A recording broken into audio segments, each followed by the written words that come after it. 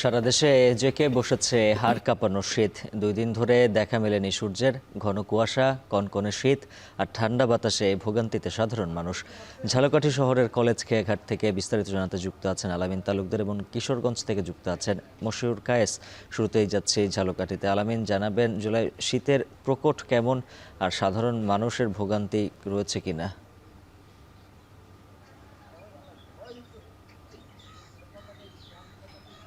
ধন্যবাদ উজ্জ্বল। গত দুদিন এবং আজকের কথা যদি বলি, শীতের তীব্রতা আগের তুলনায় কয়েক গুণ বেশি বৃদ্ধি পেয়েছে এবং গত দুদিনে কিন্তু সূর্যের দেখা মেলেনি। এ কারণে শীত অনেকটাই বেশি থেকে বসেছে।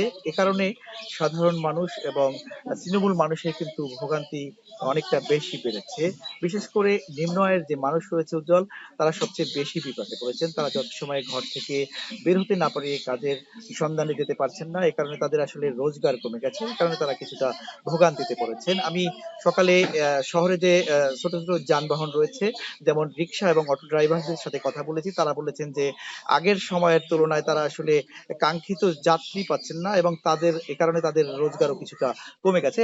এবং শহরের দোকানপাট এবং ব্যবসা প্রতিষ্ঠানও কিন্তু আসলে উজ্জ্বল যথাসময়ে খুলতে পারছেন না। তা আসলে এই শীতের কারণে বিশেষ করে মানুষ আ জ জরুরি কোনো প্রয়োজন ছাড়া তারা ঘর থেকে বের হচ্ছেন না। এ কারণে শহরে মানুষের চলাচল এবং উপস্থিতি অনেকটা কম দেখা গেছে এবং জেলার যে সড়ক এবং মহাসড়কগুলো রয়েছে উজ্জ্বল, সেখানেও যানবাহন চলাচলের আ পরিমাণ কিন্তু আগের চেয়ে কম এবং ঘন কুয়াশার কারণে তারা হেডলাইট জ্বালিয়ে চলাচল করতে দেখা গেছে। আ আমি জেলার যে স্বাস্থ্য কমপ্লেক্স গুলো রয়েছে সেখানেও গিয়েছি। সেখানে কিন্তু আসলে ঠান্ডাজনিত যে রোগ, সেই আ রোগীর সংখ্যা কিন্তু আসলে আগের তুলনায় বেড়ে গেছে এবং এই শীতের কারণে কিন্তু ছিন্নমূল যে মানুষ রয়েছে তারা সবচেয়ে বেশি সমস্যা বা ভোগান্তিতে পড়েছেন। তাদের জন্য জেলা প্রশাসনের পক্ষ থেকে শীতবস্ত্র বা কম্বল বিতরণের ব্যবস্থা করা হয়েছে। আমি জেলা প্রশাসনের সাথে কথা বলেছি। তারা বলছেন যে তারা নিয়মিতই জেলা এবং উপজেলা যে প্রশাসন তাদের মাধ্যমে শীতবস্ত্র বিতরণ করছেন এবং তাদের কাছে পর্যাপ্ত শীতবস্ত্র রয়েছে এবং সেই শীতবস্ত্র তারা নিয়মিতই বিতরণ করে যাবেন। আসলে সব মিলিয়ে কিন্তু আসলে জনজীবনে কিছুটা হলেও স্থবিরতা বা বিপর্যস্ত পরিস্থিতির সৃষ্টি হয়েছে এই শীতের কারণে। এই শীতের তীব্রতা আরো ২ দিন বা ৩ দিন থাকবে এমনটি জানিয়েছেন আবহাওয়া অধিদপ্তর। বরিশাল বিভাগে গতকাল ১৩.৫ ডিগ্রি সেলসিয়াস আবহাওয়া বিরাজ করছে এবং আজকে কিন্তু সেটা কিছুটা হলে বেড়েও আজকে ১৪ ডিগ্রি সেলসিয়াস আ আ আ তাপমাত্রা বিরাজ করছে। উজ্জ্বল, আমার কাছে ঝালকাঠি থেকে এই ছিল আবহাওয়া পরিস্থিতির বা শীত পরিস্থিতির সবশেষ খবর। এবার কিশোরগঞ্জ থেকে যুক্ত আছেন কায়েস। কায়েস, জানাবেন গেল 2 দিন দেশের সর্বনিম্ন তাপমাত্রা ছিল কিশোরগঞ্জে। আজকের শীত পরিস্থিতি কেমন?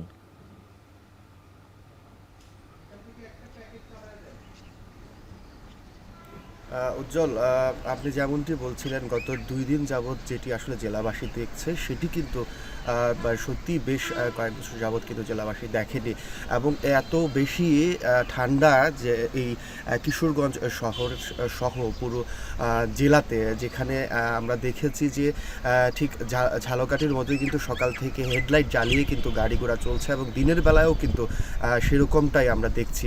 আরেকটা বিষয় বলি যে এখানে সবচাইতে বেশি গত রাতে যে কুয়াশা পড়েছে এবং সেগুলো কিন্তু ঝরেছে একেবারেই বৃষ্টির মতো করে এবং এখন অবধি কিন্তু আমরা দেখেছি যে রাস্তাঘাটগুলো ভিজে আছে এবং এই কনকনে যে ঠান্ডা রয়েছে, এই ঠান্ডায় কিন্তু জনজীবন একেবারেই বলা যায় যে বিপর্যস্ত হয়ে আছে। মানুষজন ঠিক মতো কাজকর্মে বের হতে পারছে না। আমরা মহাসড়কগুলোতে দেখেছি যে যানবাহন চলাচল একেবারেই সীমিত এবং বিশেষ করে যে সকালবেলাটা সেই সময়টাতে কাজকর্মে যেতে পারছে না এবং পাশাপাশি যানবাহন যারা চালাচ্ছেন তারাও যানবাহনে যেতে পারছেন না।